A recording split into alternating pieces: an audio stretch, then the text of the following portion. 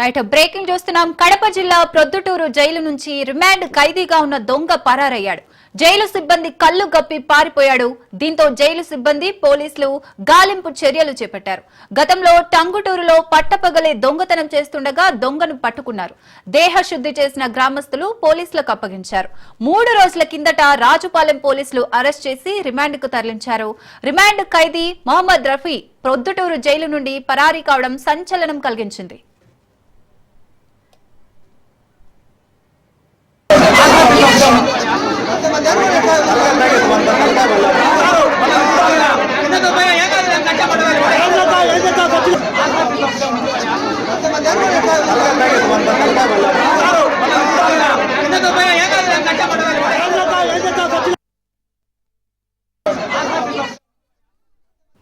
Right Kadapa జిల్లా Proddatur jail నుంచి remand ఖైదీగా ఉన్న దొంగ అయితే పరారైనట్టుగా తెలుస్తోంది. దీనికి సంబంధించి మరింత సమాచారం హుస్సేన్ అందిస్తారు. Hussain. Okay, thank you Siri.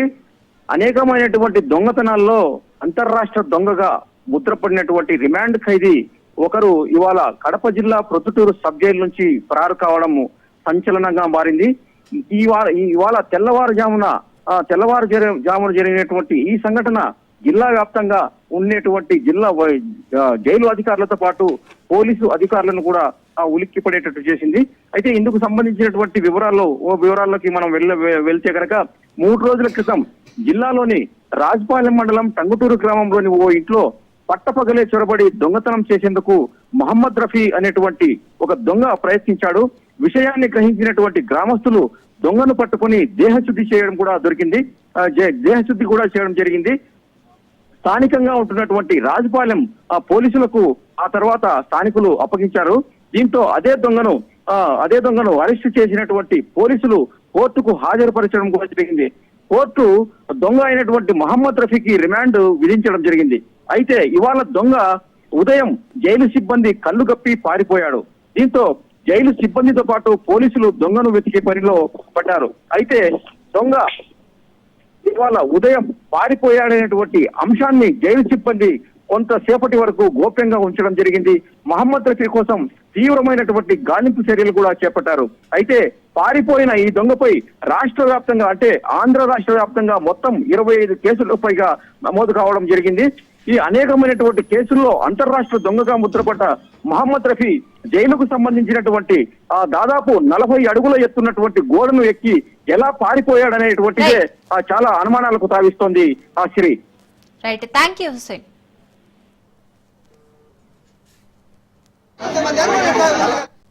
Right, Telangana Bhavan నుంచి బీఆర్ఎస్ నాయకుడు ఆర్ఎస్ ప్రవీణ్ కుమార్ మాట్లాడుతున్నారు. లైవ్ లో చూద్దాం. ప్రాజెక్టు మేడిగడ్డ బ్యారేజు ఏమాత్రం వరద లేని సమయంలో ఎట్లా కూలిపోతుంది? ఎట్లా ఒక్క పిల్లరే, అది కూడా ఒక్క పిల్లర్కి ఎట్లా డ్యామేజ్ అవుతుంది? దాని మీద నేషనల్ డ్యామ్ సేఫ్టీ అథారిటీ ఏమీ మాట్లాడలేదు.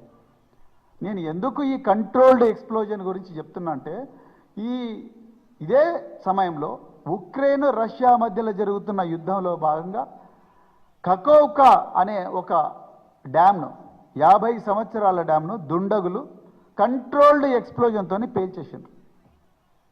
100 మంది చచ్చిపోయారు. రష్యా ఉక్రెయిన్ మీద అబాండాలు వేస్తుంది, ఉక్రెయిన్ వచ్చేసి రష్యా పేల్చేసిందని చెప్తున్నది. 100 మంది చచ్చిపోయారు ఆ డ్యాము పేల్చేయడంతో. 50 సంవత్సరాల డ్యామ్, నిప్రో రివర్ మీద కట్టిన డ్యామ్ అది. ఇప్పటి వరకు కూడా ఎట్లా పేల్చేసిందో తెలియదు, కానీ పేల్చేసిందని ఎక్స్పర్ట్ చెప్తున్నారు. నిజానికి మహదేవ్పూర్ పోలీసులు కానీ లేకపోతే భూపాలపల్లి పోలీసులు కానీ వెంటనే చేసిండాల్సిన తర్వాత అయినా ఆ పిల్లర్ల శాంపుల్స్, అక్కడ ఉండే భూమి శాంపుల్, అక్కడ మీటర్ రీడింగ్స్, డ్యామ్లో ఉండే రకరకాల ఇన్స్ట్రుమెంటేషన్ రీడింగ్స్, అదేవిధంగా సీస్మిక్ డేటా అంటే భూకంపం ఏమైనా ఒక మైల్డ్ తక్కువ తీవ్రత ఉన్న భూకంపం ఏమైనా వచ్చిందా అన్న డేటా, అదేవిధంగా కాల్ డీటెయిల్స్ అందరివి తీసుకోవాలి. అసాంఘిక శక్తులు, ఈ అసాంఘిక శక్తులు ఎవరై ఉండొచ్చు? రేవంత్ రెడ్డా, బండి సంజయ, లేకపోతే గంగాపురం కిషన్ రెడ్డా? వీళ్ళ మొబైల్ ఫోన్స్ ఏంటి? వీళ్ళ అనుచరుల మొబైల్ ఫోన్స్ ఏంటి? వీళ్ళ టవర్ లొకేషన్స్ ఎక్కడున్నాయి? అక్కడ ఎవరెవరి టవర్లు, అక్కడ ఎవరెవరి మొబైల్ ఫోన్స్ ఆపరేట్ చేసినా ఆ రోజు మొబైల్ ఫోన్ అంటే మరి మీకు 360 డిగ్రీస్ ఉంటాయి. 360 డిగ్రీస్లో 120 డిగ్రీస్ 120 డిగ్రీస్ 120 డిగ్రీస్ ఆ సెక్టర్లో ఎవరెవరి మేడిగడ్డ సెక్టర్లో ఎవరెవరి మొబైల్ ఫోన్స్ పనిచేసినాయి ఆ రోజు. అంతకన్నా ముందు ఒక వారం రోజుల ముందు ఎవరు పనిచేసినాయి. ఒక నేరం చేయాలంటే అంత ఈజీ కాదు. జిలెటిన్ స్టిక్స్ పెట్టి అదేవిధంగా చిన్న చిన్న డిటోనేటర్స్ పెట్టి ఏ విధంగా వస్తుంది. ఇవన్నీ కూడా ఆ మొబైల్ ఫోన్స్కు అక్కడ ఉండే మొబైల్ ఫోన్స్కు ఇక్కడ రేవంత్ రెడ్డి చుట్టూ ఉండే వ్యక్తుల మొబైల్ ఫోన్స్ కానీ కిషన్ రెడ్డి చుట్టూ ఉండే మొబైల్ వ్యక్తులు కానీ లేకపోతే బండి సంజయ్ చుట్టూ ఉండే వ్యక్తుల మొబైల్ ఫోన్ల కాల్ డీటెయిల్స్ మ్యాచ్ చేసి ప్యాటర్న్స్ తీస్తే ఈజీగా ఎవరో దొరికేవాళ్ళు. అది కూలిపోయిన వెంటనే అది కుంగిన వెంటనే వీళ్ళు ప్రచారం మొదలెట్టుకు 1 లక్ష కోట్లు అభివృద్ధి చూడు ఇట్లా అయిపోయిందని చెప్పేసి వెంటనే కిషన్ రెడ్డి లెటర్ రాయడం, డ్యామ్ సేఫ్టీ అథారిటీ పోవడం. ఇంకా రెండో విషయం నేను తెలంగాణ ప్రజల దృష్టికి తీసుకురావాలనుకుంటున్నా. మనం ఇల్లు కడతాం. ఇల్లు కడితే ఇల్లులో బీమ్స్ ఉంటాయి, కాలమ్స్ ఉంటాయి. ఎలుకలు ఎన్నోసార్లు పొక్కలు పెడతాయి. పొక్కలు పెట్టినంత మాత్రాన గోడలు కూలిపోవు. ఇలా నేషనల్ డ్యామ్ సేఫ్టీ అథారిటీ ఏదైతే పునాది కింది నుంచి పొక్కలు పడ్డాయి, పొక్కల మీద కింద ఉన్న శాండ్ అంతా కరిగిపోయింది, దానివల్ల నీళ్లు పోయినాయి అంటున్నారు కదా. మరి ఇప్పుడు కూడా నీళ్లు పోతున్నాయి కాళేశ్వరం ప్రాజెక్టులో. మరి ఎందుకో ఏం అయితలేదు. సుందిల్ల అన్నారం అట్లే ఉన్నాయి. మేడిగడ్డ కూడా మరి అన్ని మీరు చెప్పిన థియరీ ప్రకారం అయితే ఇప్పుడు కూడా భయంకరంగా మరి వరద వస్తున్నది కదా. 2023లో వరద వచ్చింది, 2024లో ఇంకా ఎక్కువ వరద వచ్చింది, 2025లో కూడా మరి నీళ్లు పోతూనే ఉన్నాయి కదా. ఎందుకు మరి పిల్లలకి ఏమైతలేదు?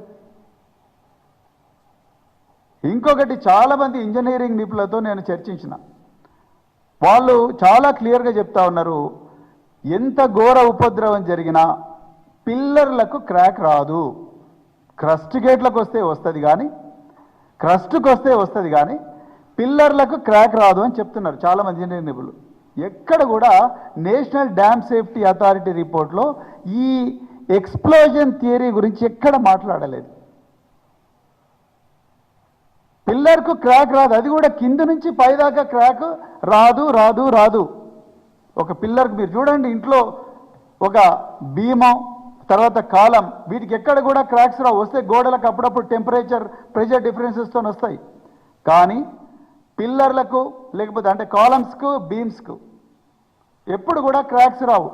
5 సంవత్సరాల వయసున్న కాళేశ్వరంలో ఎంతో గొప్పగా ఈఫిల్ టవర్ కన్నా 7 ఇంతల స్టీల్ వాడి, బుర్జ్ ఖలీఫా కన్నా 7 ఇంతల ఎక్కువగా సిమెంట్ వాడి 24 నెలల్లోనే రికార్డు స్థాయిలో కంప్లీట్ చేసిన ఈ కాళేశ్వరం ప్రాజెక్టులో ఒక్కటే ఒక పిల్లర్ నెంబర్ 20కి కింది నుంచి పైదాకా క్రాక్ వచ్చిందంటే డెఫినెట్గా ఇది పేల్చే కుట్ర ఎవరో చేసిండ్రు. కేసీఆర్ ప్రభుత్వాన్ని బదనాం చేయడం కోసం తెలంగాణ ప్రజల వరప్రసాదిని జీవధార అయినటువంటి గోదావరి నది మీద కట్టిన ప్రతిష్టాత్మకమైన ప్రాజెక్టు, 1 కోటి ఎకరాలకు నీరిచ్చే ప్రాజెక్టు, హైదరాబాద్ నగరానికి మంచినీరిచ్చే ప్రాజెక్టు, భూగర్భ జలాలను పెంచే ప్రాజెక్టు, దేశంలోనే తెలంగాణ నెంబర్ 1గా చేసే ప్రాజెక్టు ఈ చూసి కళ్ళు కుట్టినాయి ప్రతిపక్ష పార్టీలకు, ఆనాటి ప్రతిపక్ష పార్టీలకు. దీని వెనక రేవంత్ రెడ్డి, కిషన్ రెడ్డి, బండి సంజయ్లు ఉన్నారా లేదా అనేది పోలీసుల్లో ఒక సిట్టేసి చేయాలి. వాళ్ళ కాల్ డీటెయిల్స్ చూడాలి. ఈ కంట్రోల్డ్ ఎక్స్ప్లోజన్ జరిగిందా లేదా అన్న థియరీ మీద చూడాలి. ఎందుకు క్లూస్ టీమ్ పోలేదు ఆ రోజు, తర్వాత అయినా ఎందుకు పోలేదు? అదేవిధంగా ఎందుకు ఎక్స్ప్లోజివ్స్ యాంగిల్లో ఇన్వెస్టిగేషన్ జరగలేదు? డాగ్ స్క్వాడ్ ఎందుకు వెళ్ళలేదు? కాల్ డీటెయిల్స్ అనాలిసిస్ ఎందుకు జరగలేదు? సీస్మిక్ డేటా ఎందుకు తీసుకోలేదు? భూకంపాలు వచ్చినాయా ఆ రోజు? తక్కువ తీవ్రతతో వచ్చిన పేలుళ్ళు ఎప్పుడు జరిగినా భూకంపాలు వస్తాయి, చిన్న చిన్న మైల్డ్ భూకంపాలు వస్తాయి. ఆ సీస్మిక్ డేటా ఎందుకు తీసుకోలేదు? వీటన్నిటి మీద కూడా పూర్తి స్థాయి చర్చ జరగాలి. అది చేయకుండా అటెన్షన్ డైవర్ట్ చేయడం కోసం పీసీ ఘోష్ కమిషన్ ముందర తీసుకొచ్చిండ్రు. మీరు పీసీ ఘోష్ కమిషన్కి ఇచ్చిన టర్మ్స్ ఆఫ్ రెఫరెన్స్ ఏంటండి? ఇక్కడ కాళేశ్వరంలో అవినీతి జరిగిందా, డిజైన్ మార్చడంలో ఏమైనా అవినీతి జరిగిందా, ఈ నిర్ణయాలు ఎవరు తీసుకున్నారు, ఈ నిర్ణయాలు క్యాబినెట్లో చర్చించినా లేదా? అసలు జరగాల్సిందేంది? ఇంత ప్రతిష్టాత్మకమైన ప్రాజెక్టు, ప్రపంచంలోనే పెద్ద పేరున్న ప్రాజెక్టు, ఒక్కటే ఒక పిల్లర్ ఎందుకు కూలిపోయింది? ఇంజనీరు ఆ రోజు కంప్లైంట్ ఇచ్చినప్పుడు పేలుళ్ళు భారీగా వినిపించినాయి అని అన్నప్పుడు ఈ పేలుళ్ళ యాంగిల్ మీద ఎందుకు ఇన్వెస్టిగేట్ చేయలేదు? దీని మీద ఒక సిట్ వేయండి అని చెప్పి ముఖ్యమంత్రి అనాల్సి ఉండే కదా. ఆ విధంగా అనకుండా దాన్ని పక్కకు పెట్టి ఈ రోజు వరకు కూడా నేను పోలీస్ అధికారులతో కూడా మాట్లాడినా, ఇప్పటి వరకు కూడా crime number 174/2023 of Mahadevpur police station ఇప్పటి వరకు కూడా ఒక్క పేపర్ మాత్రమే ఉన్నది. ఇంజనీర్ల స్టేట్మెంట్ రికార్డ్ చేయలేదు, అక్కడ చుట్టుపక్కల వాళ్ళ స్టేట్మెంట్ రికార్డ్ చేయలేదు, అక్కడ ఎర్త్ శాంపుల్స్ తీసుకోలేదు, అక్కడ పిల్లర్స్ శాంపుల్స్ తీసుకోలేదు, క్రాక్స్ వచ్చిన చోట ఎక్స్ప్లోజివ్స్ ఏమైనా ఉన్నాయా, జిలటిన్ ఏమైనా రెమినెంట్స్ ఉన్నాయా, ఎక్స్ప్లోజివ్ డిటరేటర్స్ ఏమైనా రెమినెంట్స్ ఉన్నాయా అన్న విషయంలో ఎక్కడ జరగలేదు. పోనీ వాళ్ళు 10 మంది ఎక్స్పర్ట్ని పిలిపించి ఒక పిల్లర్లో ఎందుకు పైనుంచి కింది దాకా ఇట్లా క్రాక్ వస్తుందా అనే దాని మీద కూడా ఎక్కడ కూడా పోలీసు వాళ్ళు ఏమీ చేయలేదు, అట్లా పేపర్ పెట్టి కూర్చున్నారు అంతే. అది ఇప్పటికి కూడా అండర్ ఇన్వెస్టిగేషనే. ల్యాక్ ఆఫ్ ఎవిడెన్స్ అని క్లోజ్ చేయలేదు, మిస్టేక్ ఆఫ్ ఫ్యాక్ట్ అని క్లోజ్ చేయలేదు, కేవలం అండర్ ఎవిడెన్స్ అండర్ ఇన్వెస్టిగేషన్ అని పెట్టుకున్నారు. అంటే ఆ యాంగిల్లో ఎవ్వరు కూడా చూడడానికి సిద్ధంగా లేరు. మేము ఇప్పటికైనా ప్రభుత్వాన్ని డిమాండ్ చేస్తున్నాం, దీని వెనక ఒక భారీ కుట్ర ఉన్నది. ఇది కాళేశ్వరం డ్యాంను పేల్చేసే కుట్ర జరిగింది. మాకు బలంగా అనుమానం ఉంది, తెలంగాణ ప్రజలందరికీ అనుమానం ఉంది, వాళ్ళు చెప్పలేకపోతున్నారు. మాకు బలంగా అనుమానం ఉన్నది, దీని వెనక కాంగ్రెసు బీజేపీలు ఉన్నాయి. వాళ్ళు కంట్రోల్డ్ ఎక్స్ప్లోజన్ టెక్నిక్ ఎవరి ద్వారా ఎవరి సహాయం తీసుకుని ఎట్లయితే ఉక్రెయిన్ రష్యా మధ్యలో జరిగిన యుద్ధంలో గోకా నిప్రో రివర్ మీద జరిగిన ఉన్న గోకా డ్యామును ఏ విధంగా అయితే పేల్చేసే కుట్ర చేసినరో ఆ విధమైన కుట్ర కాళేశ్వరం డ్యామ్ మీద జరిగింది. లేకపోతే తియస్తా రివర్లో మొత్తం డ్యామ్ అంతా కొట్టుకొని పోయినా అక్కడ అడుగుపెట్టని నేషనల్ డ్యామ్ సేఫ్టీ అథారిటీ ఒక్క రోజులోనే వెంటనే పెద్ద కమిటీ వేసి ఆ కమిటీని ఇక్కడికి తీసుకొచ్చి కేసీఆర్ గారి ప్రభుత్వాన్ని బదనాం చేసిండ్రు. దీని వెనక ఏదో కేర్ఫుల్గా ఒక స్క్రిప్ట్ రాసి ఆడిన డ్రామా లాగానే ఉన్నది తప్ప ఇది వాస్తవం, ఇది పక్కా ఏదో కుట్ర జరిగిందని మేము అంటున్నాం. అదేవిధంగా నిన్న పోలవరంలో కాఫర్ డ్యామ్ కూలిపోయింది, కుంగిపోయింది. ఇది ఈనాడు పత్రికలో ఎక్కడో లోపలి పేజీల్లో వచ్చింది. అదే 2023 అక్టోబర్ 22 నాడు ఇదే ఈనాడు దినపత్రికలో మొదటి పేజీలో వచ్చింది మేడిగడ్డ బ్యారేజ్. మరి రెండు కుంగిపోయినాయి, ఇది స్వల్పంగా కుంగిపోయిందంట, ఇదేమో కుంగిన మేడిగడ్డ వంతెన అని చెప్పి ఒక దాదాపుగా ఫ్రంట్ పేజీ లోపల పేజీలు న్యూస్ అట్టు. అంటే నేను ఎందుకు చెప్తున్నా ఇవంటే ఈ విధంగా చూడండి,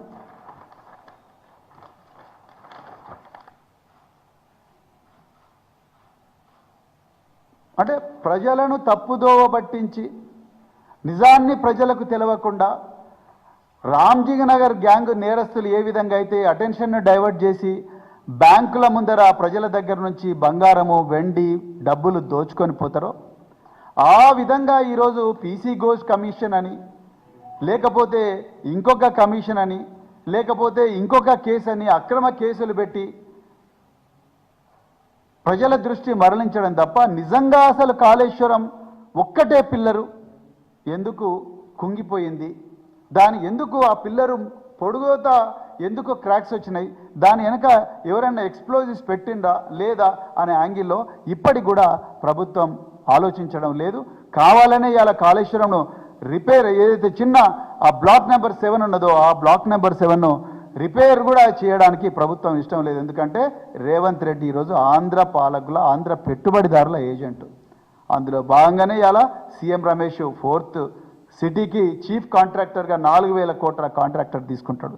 మన వాళ్ళ పార్టీ ఎమ్మెల్యేనే కోమటిరెడ్డి రాజగోపాల్ రెడ్డి గారు ఏమన్నారు, 20 మంది ఆంధ్ర పెట్టుబడిదారులు రేవంత్ రెడ్డి వెనకాల ఉన్నారు, వాళ్ళ ప్రతినిధిగా మాత్రమే ఇక్కడ ముఖ్యమంత్రి వ్యవహరిస్తూ ఉన్నాడు అని చెప్పేసి చాలా క్లియర్గా ఆయన చెప్పడం జరిగింది. ఇవాళ కాళేశ్వరం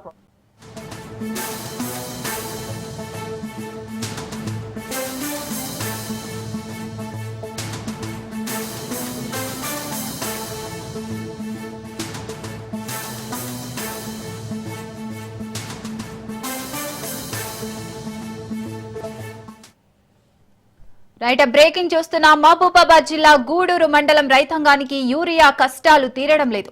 యూరియా ఎప్పుడు వస్తుందా అని సొసైటీల ముందు అన్నదాతలు పడిగాపులు పడాల్సి వస్తుంది. వరి, మొక్కజొన్న, పత్తి పంటలకు యూరియా వేసే సమయం మించిపోతుండటంతో ఇన్నాళ్లు పడ్డ కష్టం వృధా అయిపోయి పెట్టుబడి ఖర్చులు కూడా రావని రైతులు వాపోతున్నారు. గూడూరు మండలంలో యూరియా కోసం రైతన్నలు వేకువజామునే సొసైటీల ముందు 2 కిలోమీటర్ల మేర లైన్ కట్టారు.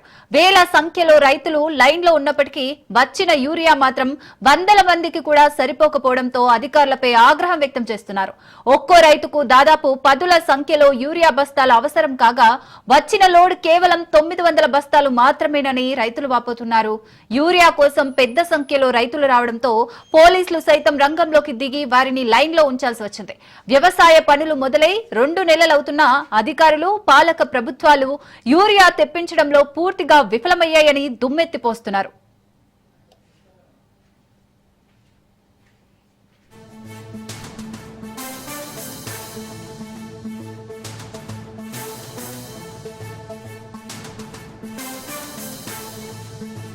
ఇంట్లో వంట వండకుండా వచ్చేసినాము.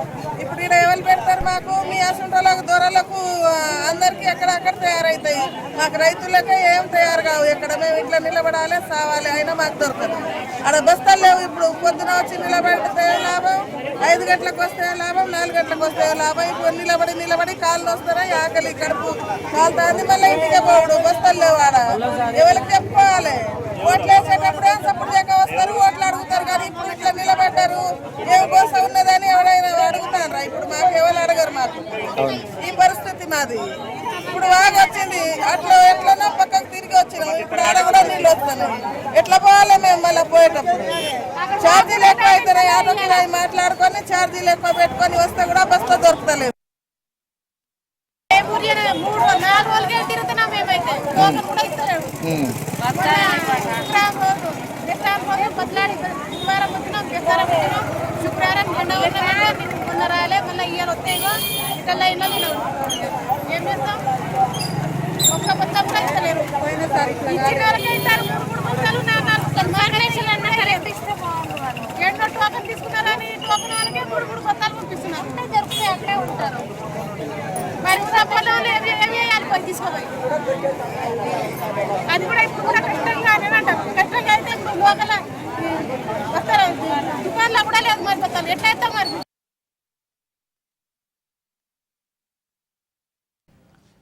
రైట్, యూరియా గోసకు సంబంధించి మరిన్ని డీటెయిల్స్ చంద్రశేఖర్ అందిస్తారు. చంద్రశేఖర్, చెప్పండి. యూరియా కోసం 2 కిలోమీటర్ల మేర రైతులు పడిగాపులు కాస్తున్న పరిస్థితి అయితే నెలకొంది. రైతులు ఏం డిమాండ్ చేస్తున్నారు? అధికారులు ఏం చెప్తున్నారు? శ్రీసాగర్, మహబూబాబాద్ జిల్లాలో రైతులు యూరియా కోసం తీవ్ర ఇబ్బందులు పడుతున్న పరిస్థితి. ముఖ్యంగా మహబూబాబాద్ జిల్లా గూడూరు మండలం ప్లస్ బయ్యారం మండలంలో రైతులు ఒక పక్క వరి, పత్తి, మొక్కజొన్న ఇవన్నీ కూడా యూరియా వేయాల్సిన సమయం దాటిపోతున్న నేపథ్యంలో యూరియా దొరకక రైతులు తీవ్ర ఇబ్బందులకు గురవుతున్నారు. ఇటు యూరియా వచ్చిందని తెలుసుకున్న రైతులు ఉదయాన్నే వచ్చి క్యూ లైన్ లో కిలోమీటర్ల కొద్ది 2 నుంచి 3 కిలోమీటర్లు కూడా క్యూ లైన్ ఏర్పాటు చేస్తున్నారు. క్యూ లైన్ లో నిలబడలేక వాళ్ళ బదులు చెప్పులు, ఆధార్ కార్డులు, సంచులు పెట్టుకొని దీనంగా ఎదురు చూస్తున్న పరిస్థితి. ఒక పక్క రైతులకు భారీ మొత్తంలో యూరియా అవసరమై ఉన్నప్పటికీ అంత మొత్తంలో యూరియా దొరకట్లేదు. 9,000 మంది జనాభా, 1,000 మంది రైతులు యూరియా 1,000 బస్తాల యూరియా అవసరమైన కాడ 800 నుంచి 900 మాత్రమే యూరియా బస్తాలు వస్తుండటంతో రైతులకు కొంత గందరగోళ పరిస్థితి ఏర్పడింది. ఒక పక్క ఈ సమయంలో రైతులు పొలంలో పని చేసుకోవాల్సిన రైతులు వారి పొలాలన్నీ వదిలేసి యూరియా కోసం వచ్చి క్యూ లైన్ లో నిలవాల్సిన పరిస్థితి. రోజుల తరబడి, వారాల కొద్దీ మేము యూరియా కోసం తిరుగుతున్నాము, అయినా మాకు కావాల్సిన యూరియా దొరకట్లేదు. ఒక పక్క లక్షల రూపాయలు అప్పులు చేసి మేము వ్యవసాయం చేస్తున్నాము. సరైన సమయంలో యూరియా వేయకపోతే దిగుబడి రాక మరింత అప్పుల ఊబిలో కూరుకుపోయే అవసరం ఉంది. కాబట్టి అధికారులు చెప్తున్నారు యూరియా కావాల్సినంత యూరియా ఉందని చెప్తున్నారు. ఇటు పొలిటికల్ రాజకీయ నాయకులు కూడా యూరియా ఉందని చెప్తున్నారు. అటు చెప్పినప్పటికీ మార్కెట్ లో మాత్రం యూరియా కావాల్సినంత యూరియా లేదు. కాబట్టి ప్రభుత్వం వెంటనే స్పందించి రైతులకు కావాల్సిన యూరియాని మార్కెట్ లో తీసుకోవాలి. వారాల కొద్ది తిరిగినా 2 నుంచి 3 బస్తాలు కూడా దొరకని పరిస్థితి. దీంతో మేము తీవ్ర ఇబ్బంది అవుతున్నాం. రైతాంగం మొత్తం కూడా కుదేలవుతున్న పరిస్థితి.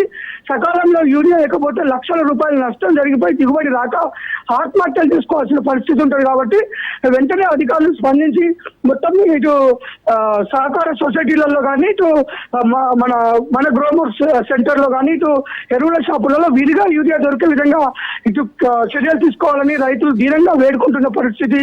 Srisagar. Right, thank you Chandrasekhar.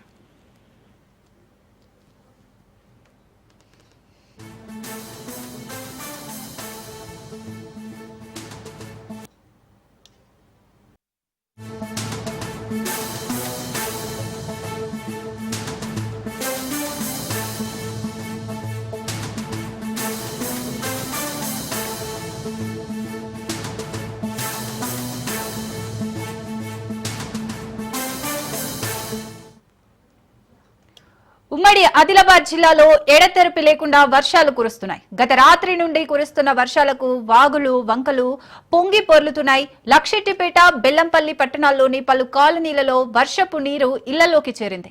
Jannaram మండలం రోటిగూడలో లో లెవెల్ వంతెనపై నుండి నీరు ప్రవహిస్తుండటంతో గ్రామానికి రాకపోకలు నిలిచిపోయాయి. చెన్నూరులో ఇళ్లలోకి వర్షపు నీరు చేరింది. శ్రీరాంపూర్, బెల్లంపల్లి, మందమర్రి, సింగరేణి ఓసీపీలలో బొగ్గు ఉత్పత్తి నిలిచిపోయింది.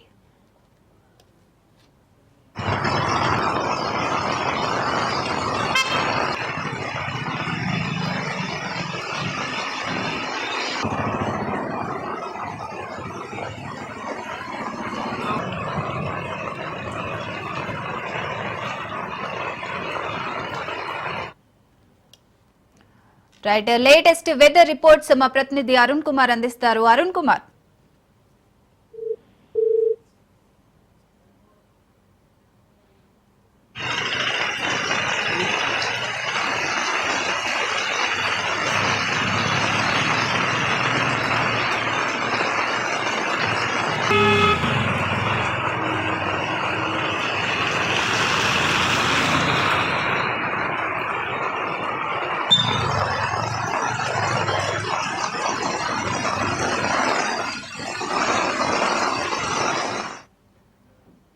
రైట్, ఉమ్మడి ఆదిలాబాద్ జిల్లాలో ఎడతెరిపి లేకుండా వర్షాలు కురుస్తున్నాయి. గత రాత్రి నుండి కురుస్తున్న వర్షాలకు వాగులు వంకలు పొంగుతున్నాయి.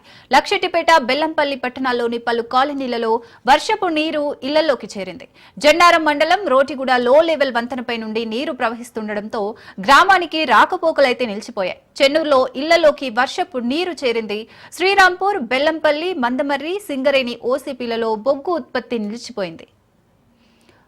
రైట్, మరిన్ని అప్డేట్స్ అరుణ్ కుమార్ అందిస్తారు. అరుణ్ కుమార్. ఏదైతే ఉమ్మడి ఆదిలాబాద్ జిల్లా వ్యాప్తంగా కూడా ఎడతెరిపి లేకుండా గత రాత్రి నుంచి కురుస్తున్నటువంటి వర్షాలతో కూడా వాగులు వంకలు ఉప్పొంగడంతో కూడా ప్రజా జీవనం అస్తవ్యస్తంగా మారింది. ముఖ్యంగా కూడా ఉమ్మడి ఆదిలాబాద్ జిల్లాకు సంబంధించి ముఖ్యంగా ఏదైతే ఈ ఏజెన్సీ గ్రామాలకు కూడా పూర్తిగా కూడా రాకపోకలు అయితే నిలిచిపోయి ఆసిఫాబాద్ జిల్లా, మంచిర్యాల జిల్లాలో కూడా ఈ వర్ష ప్రభావంతో కూడా తీవ్ర ఇబ్బందులు అయితే ప్రజలు ఎదుర్కొంటారు. ముఖ్యంగా కూడా సింగరేణికి సంబంధించి కూడా సింగరేణిలో ఇటు కొమరంభీం ఆసిఫాబాద్ జిల్లాకు సంబంధించి, మంచిర్యాల జిల్లాకు సంబంధించి, కొమరంభీం ఆసిఫాబాద్ జిల్లాకు సంబంధించి కూడా బెల్లంపల్లి డివిజన్ లోని ఖైరీగూడ సింగరేణి ఓపెన్ కాస్ట్ గనులతో పాటు అదేవిధంగా కూడా మందమారి డివిజన్ కి సంబంధించి కూడా కేకేఓసీపీ, మంచిర్యాల శ్రీరాంపూర్ డివిజన్ కి సంబంధించి కూడా ఇందారం, శ్రీరాంపూర్ ఓసీపీలో కూడా భారీగా కూడా వరద నీరు చేరడంతో కూడా ఉదయం నుంచి కూడా పనులకైతే విఘాతం కలిగింది. ముఖ్యంగా ఓబీ పనులు, మట్టి వెలికి తీసేటువంటి పనులు నిలిచిపోవడంతో పాటు బొగ్గు ఉత్పత్తి కూడా తీవ్ర అంతరాయం ఏర్పడినట్టు కూడా అధికారులు అయితే వెల్లడిస్తా ఉన్నారు. ఇక ఏదైతే ఎడతెరిపి లేకుండా కురుస్తున్నటువంటి వర్షాలతో కూడా ముఖ్యంగా గనులకి కూడా ఏదైతే ఓసీపీలలో కూడా భారీగా కూడా వరద నీరు చేరడంలో భారీ మోటార్ల సాయంతో కూడా నీటిని అంతా కూడా బయటికి అయితే పంపింగ్ చేసేటువంటి ప్రక్రియ అయితే కొనసాగుతా ఉన్నది. ఇక ముఖ్యంగా కూడా ఏదైతే ఎడతెరిపి లేకుండా కురుస్తున్నటువంటి వర్షాలతో ఆదిలాబాద్ కు సంబంధించి మంచిర్యాల కావచ్చు, ఆసిఫాబాద్ జిల్లాలో కూడా పూర్తిగా కూడా రాకపోకలు నిలిచిపోయినాయి. పలు మంచిర్యాల జిల్లాకు సంబంధించి కూడా బెల్లంపల్లి కావచ్చు, చెన్నూరు, అదేవిధంగా కూడా లక్ష్మీపేటలోని పలు కాలనీలలో కూడా వరద నీరు చేరి కూడా ఇళ్లలోకి నీరు రావడంతో కూడా ప్రజలైతే తీవ్ర ఇబ్బందులు ఎదుర్కొంటారు. అధికారులు కూడా సహాయక చర్యలు అయితే చేపట్టారు. ముఖ్యంగా కూడా రోటి కూడా లక్ష్మీపేట సంబంధించి కూడా రోటి కూడా ఫ్లైఓవర్ వంతెన పై నుంచి కూడా వరద నీరు పోతుండగా పలు గ్రామాలకు అయితే రాకపోకలు నిలిచిపోయినాయి. ముఖ్యంగా ఇటు ప్రాణహిత ఏదైతే ఉప్పొంగడంతో కూడా పలు గ్రామాల ఏదైతే నీటికి ఉప్పొంగడంతో కూడా పంటలు అయితే పూర్తిగా కూడా మా నీటిలో మునిగినటువంటి పరిస్థితులు. ముఖ్యంగా కూడా ఇక ఈ భారీ వర్షానికి కూడా వరద నీరంతా కూడా ఇటు కడెం ప్రాజెక్టులోకి భారీగా కూడా వరద నీరు చేరడంతో కూడా అధికారులు అయితే ఇప్పటికైతే 17 గేట్లను ఎత్తి కూడా దిగువగా అయితే నీటిని విడుస్తా ఉన్నారు. ఇంట్లో ఏదైతే 90 లక్షలు కాగా ఏదైతే అవుట్ ఫ్లో అయితే 1,50,000 అవుట్ ఫ్లో కూడా విడిచిపెడతా ఉన్నారు, బయటికి ఏదో పంపిస్తున్నారు. ఇక లోతట్టు ప్రాంతాల ప్రజలైతే ఇప్పటికే కూడా అధికారులు అప్రమత్తం చేసి ముఖ్యంగా ఎల్లంపల్లికి సంబంధించి దిగువ ప్రాంతం అన్నటువంటి లోతట్టు ప్రాంతాల ప్రజలను అధికారులు అప్రమత్తం చేసి ఎల్లంపల్లి కూడా భారీగా కూడా వరద నీరు చేరుతాను. ప్రస్తుతానికైతే దాని ఏదైతే 20 టీఎంసీల ఉండగా కూడా ఇప్పుడు ప్రస్తుతానికైతే 16 టీఎంసీల వరకు కూడా నీరు రావడం జరిగింది. మరికొంత పెరిగితే కూడా మరి కొన్ని గేట్లను కూడా తెరిచి కూడా దిగువ నీటిని వదిలేటువంటి అవకాశం ఉన్న నేపథ్యంలో కూడా లోతట్టు ప్రాంతాల ప్రజలు అప్రమత్తంగా ఉండాలని కూడా అధికారులు సూచనలు సలహాలు చేస్తారు. ముఖ్యంగా జిల్లా కలెక్టర్లు అందరూ కూడా ఇటు ఉమ్మడి ఆదిలాబాద్ జిల్లాకు సంబంధించి కుమ్రంభీం అస్తాబాద్ కావచ్చు, మంచిర్యాల జిల్లాకు సంబంధించినటువంటి కలెక్టర్లు కూడా లోతట్టు ప్రాంతాలను సందర్శించి కూడా సహాయక చర్యలు చేపడుతున్నటువంటి పరిస్థితి ప్రస్తుతానికి కొనసాగుతోంది. ఇప్పుడు ఏదైతే మరో 2 రోజుల పాటు కూడా వర్షాలు ఉన్నాయని వాతావరణ శాఖ హెచ్చరించిన నేపథ్యంలో కూడా అధికారులందరూ కూడా అలర్ట్ కావడం జరిగింది. లోతట్టు ప్రాంతాల ప్రజలను ఇప్పటికే కూడా సురక్షిత ప్రాంతాలకు తరలిస్తున్నారు. ఏదైతే జిల్లా కలెక్టర్ కార్యాలయాల్లో కూడా హెల్ప్ లైన్ సెంటర్లను ఏర్పాటు చేసింది. ఎవరైనా ఖచ్చితంగా కూడా తమ సహాయం తీసుకోవాలి, ఇబ్బందులు ఉంటాయని కూడా అధికారులు అయితే ఇప్పటికే సూచనలు సలహాలు చేస్తున్నారు. ముఖ్యంగా కూడా ఇప్పటికే కూడా ఏదైతే ప్రజలు ఎవరైతే వ్యవసాయానికి వెళ్ళేటువంటి కూలీలు కావచ్చు, ఇతరులు ఎవరైనా కూడా అత్యవసరం అయితేనే బయటికి రావాలి, లేదంటే కూడా ఇళ్లనే ఉండాలంటూ కూడా అధికారులే సూచన చేస్తున్నారు. ఏదేమైనప్పటికీ కూడా రాష్ట్ర వ్యాప్తంగా కూడా కురుస్తున్న వర్షాలతో కూడా ఉమ్మడి ఆదిలాబాద్ జిల్లా వ్యాప్తంగా కూడా కురుస్తున్న వర్షాలతో కూడా ప్రజలైతే తీవ్ర ఇబ్బందులు అయితే ఎదుర్కొంటున్నటువంటి పరిస్థితి ప్రస్తుతానికి కొనసాగుతా ఉంది. Sagarika right, thank you Arun Kumar.